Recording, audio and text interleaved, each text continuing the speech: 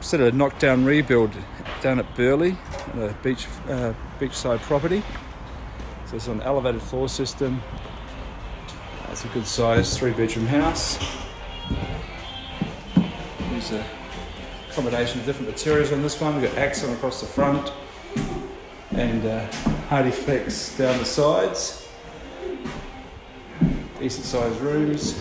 Good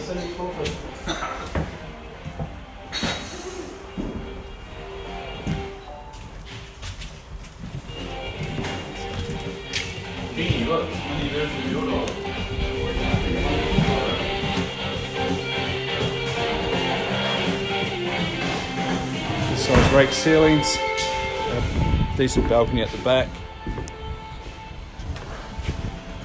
So this house is started about 2 months ago, and the clients will be moving in about a week's time.